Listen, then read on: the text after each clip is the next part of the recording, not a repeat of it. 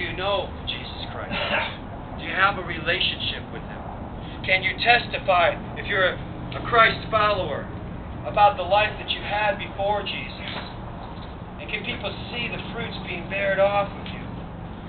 Are you a witness of the kingdom?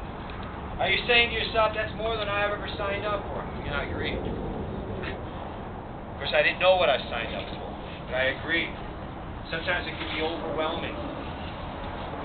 Nobody in their right mind would have sat down there as a little kid or a teenager or somebody in their 20s growing up going, you know, I think I'm going to go ahead and operate a business that makes no profit.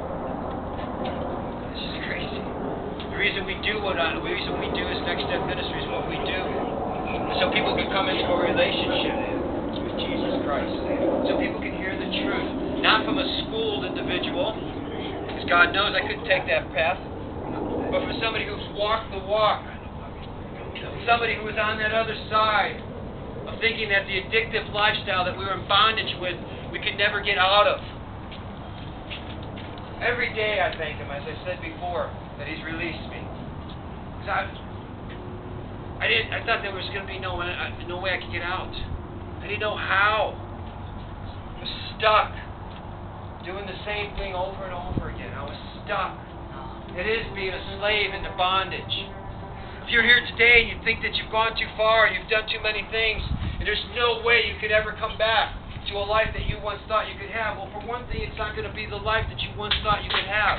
That's a fact. The other thing is that you haven't gone too far. I was a horrible person. I've come across many people in my past because of the videos that are on the internet. Their jaws were dropped, they would tell me, of what they were hearing me say, because these people knew who I was and how I used to treat other people. It was horrible. I wish I could have a rewind and go all the way back all over again, but I can't. Because it is what it is. I can't back up. But what I can do is go forward and say, you know what, I was wrong. Everything I used to think was wrong. My anger was wrong. Me being a self-focus, a self-direction of the world was wrong. Me being the only one that mattered in my life was wrong. I was watching a show on A&E, I forgot what it's called yesterday, about a particular person that had a methamphetamine addiction. And, you know, I'm watching it, I'm like, man, how stupid, they really can't see. Like, wait, hang on, that was me. But my first reaction was like, wow, that's really dumb. But the fact of it is, that was me for 20 some odd years. I was watching, they did a video of the picture of the girl before she started using meth. It's called intervention. That was it, thank you. The age of in her late 20s. And then they showed her with many years of addiction. And now she's in her mid-30s. So it was only probably about 6 or 7 years. And her whole face, she looked like an 80-year-old woman. Yep. Did you see that one? Yep. Okay. Yeah, they talked about when the kids... Yes, and the kids didn't matter any longer. They showed this couple that had 2 kids, but their drug addiction was so important into their life.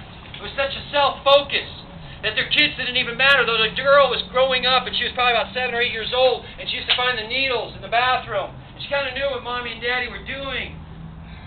But they didn't change the parents' direction. And I could relate. I had 2 kids.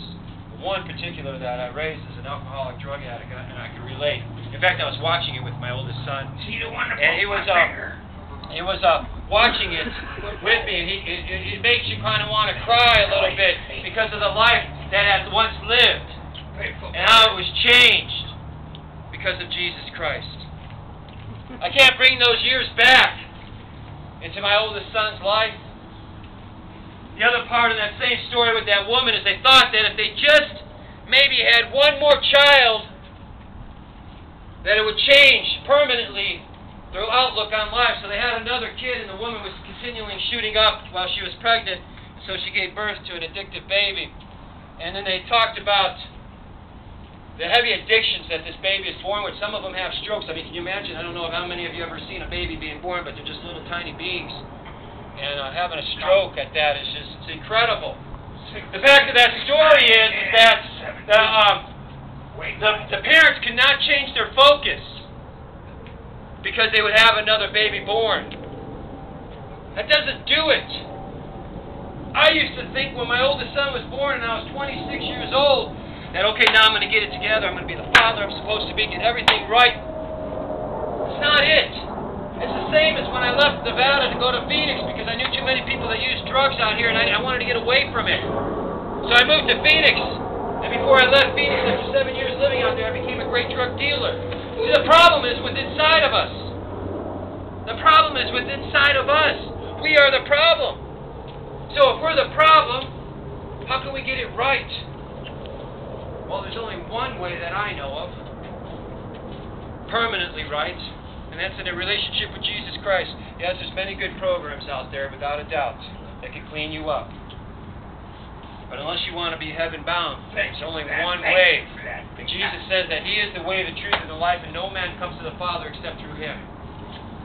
We can't take back years of abuse that we've done to ourselves, neglect to our families, and how many people we've hurt. We cannot take those years back. Never, ever can we take those years back. It is what it is, and that's it. But what we can do is we can move forward from this date, the 20th of January 2009, and we can make this day a different day. We can get a right relationship with Jesus Christ.